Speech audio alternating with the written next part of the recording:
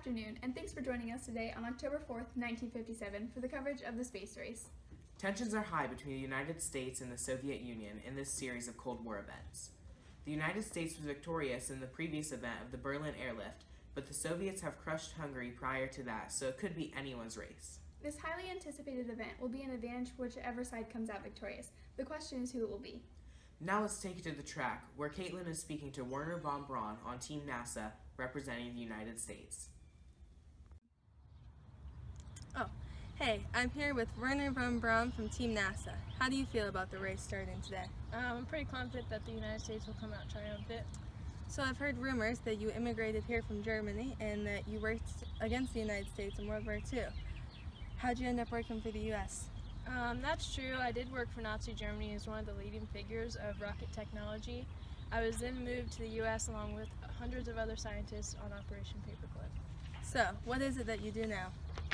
I'm working with the Marshall Space Flight Center to help the United States put the first person on the moon. Okay, well I wish you good luck, and now let's hear from the other team. This is Sergei Krolov from the Soviet Union. How do you feel about the race that's about to take place? My team and I are very confident in our victory. What is your strategy to win this race? My initial plan is to get a man-made object into space, then I want to get a living creature and eventually humans into space and orbit the Earth. I also hear rumors that the United States are trying to get the first man on the moon, but I plan on beating them to it. How did you get involved in the space program? I started working with ICBMs, but it eventually progressed to actual rockets, and then the goals have shifted to space exploration. Well, good luck to you as well. Now, we just have to let the race play out. Back to the anchors in the studio. Thank you, Kaitlin. Looks like it'll be a tight race. Who do you think will win, Tara? I have to take the side of the United States here. The United States have won every war they've been in, and you have to think the technology there. It continues to improve, and I have no doubt that it'll be in their favor for space exploration. I have to disagree with you. I'm siding with the Soviets. The USSR was a strong ally in World War II, and the US could not have done it alone. Korolev will definitely continue his success that started all the way back in 1938 with RP-318, which was the first rocket-propelled aircraft. Well, the United States also has very successful people working for them. NASA has brought in top engineers from around the world, including von Braun. While this is true, NASA is very new and has done nothing to prove itself thus far in the space race. Well, this is their time to prove themselves. The United States has always been a world power, and they plan on investing about $25 million to start their space program. The Soviet Union has also been a world power, and while they may only be investing $2.5 million, they are much further along in space technology. Well, money is power, and the United States is backed by the public willing to devote resources to it. The U.S. is also devoting their time and money to other things. I'm getting news that the race is about to start. Let's take it back to Kaitlin. The runners are at the lineup. Looks like things are getting pretty heated. Runners, assume your position. 3, 2, 1.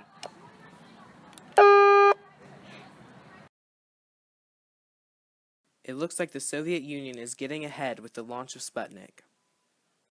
This is the first satellite successfully placed in orbit around Earth on October 4th, 1957. The satellite was only 23 inches in diameter, equipped with 4 external radio antennae to broadcast radio pulses. And while it didn't detect anything, it was the first opportunity for meteor detection. After 3 weeks, the chemical batteries failed, but did not decay until 92 days later.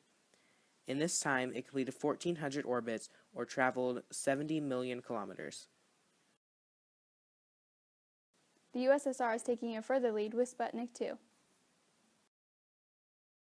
This was the first biological spacecraft carrying an experimental dog named Laika. This provided information for how living organisms would behave in space. The spacecraft was designed to give her enough room to lie down and stand and was recorded by a camera with 10 frames per second. It was estimated that Laika would survive no more than 10 days without running out of oxygen. Because of thermal control problems, however, Laika only survived a few hours, despite the Soviets claiming she had lived a week. The United States is closing the gap with the Explorer, the first U.S. satellite in 1958. It orbited Earth once every 115 minutes and completed 58,000 orbits before it ended its mission in 1970. Through the cosmic ray package, the Explorer measured charged particles and eventually discovered a magnetic radiation belt. It also detected hits from micrometeorites. The Explorer was the first major U.S. victory in the space race. The Soviet Union takes a major lead with Vostok as they send the first man into space. In 1961, Yuri Gagarin was the first cosmonaut sent into space. At first, the hatch was not sealed properly, so the technicians had to rebolt the entire door by taking out every screw and reassembling it. After the door was finally fixed, the spacecraft was launched. The entire flight took 108 minutes, and the flight skimmed the atmosphere at 169 kilometers and made one successful orbit around the Earth.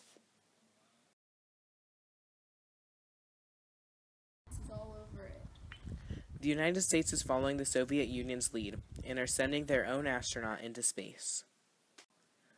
Mercury Redstone 3, or more commonly referred to as Freedom 7, was launched on May 5, 1961, with Alan Shepard aboard for the ride.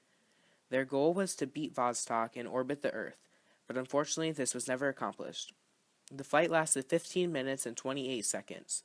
America's passion in the space race was increased during Kennedy's speech as he mentioned the next mission being a trip to the moon.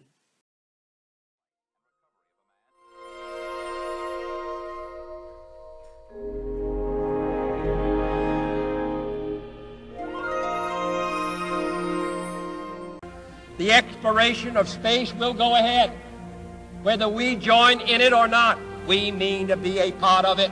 We mean to lead it. For the eyes of the world now look into space, to the moon, and to the planets beyond. We choose to go to the moon. We choose to go to the moon.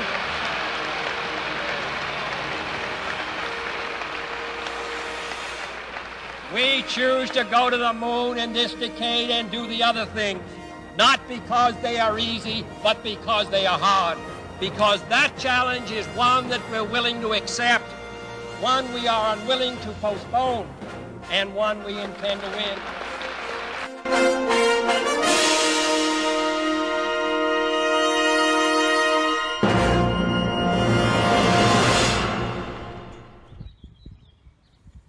The United States have taken an enormous lead as they are approaching the finish line. I'm going to step off the limb. That's one small step for man, one giant leap for mankind. T-minus 15 seconds. Guidance is internal. 12, 11, 10, 9. Ignition sequence start. 6, 5, 4, 3, 2, 1, 0. All engine running. Liftoff. We have a liftoff. 32 minutes past the hour. Liftoff on Apollo 11. The Apollo mission's main goal was to land a man on the moon. After many failed attempts, Apollo 11 was launched on July 16, 1969, from Cape Kennedy, and millions of people crowded around their televisions to watch. When the spacecraft first contacted the moon, a famous quote stated that, "The Eagle has landed." On July 20th, Neil Armstrong was the first man to step on the moon, and Buzz Aldrin followed him about 20 minutes later. The mission ended 8 days after launching. The U.S. has finally crossed the finish line.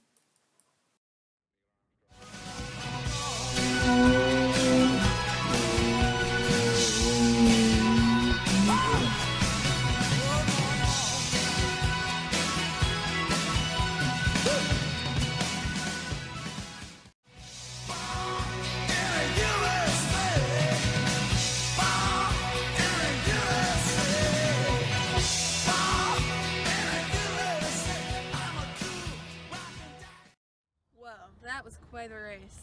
That was an amazing win. Is there anything you'd like to say? It's a great feeling to finally end the space race, and it was an honor to represent the United States.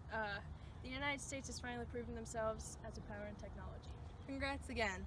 Back to Skylar and Tara in the newsroom. Thanks, Kaitlin. Looks like the United States fans are going wild after NASA's amazing victory. But while this is the end of the space race, it is not the end of space exploration. The USSR and the United States are planning a joint mission called the Apollo-Soyuz mission in 1975 and will officially greet each other with their handshake in space. This marks a gradual improvement of United States and Soviet relations. Well, it's been an exciting turn of events in the Cold War series, with an end in U.S. victory. Thanks for joining us for SRPN's coverage of the space race.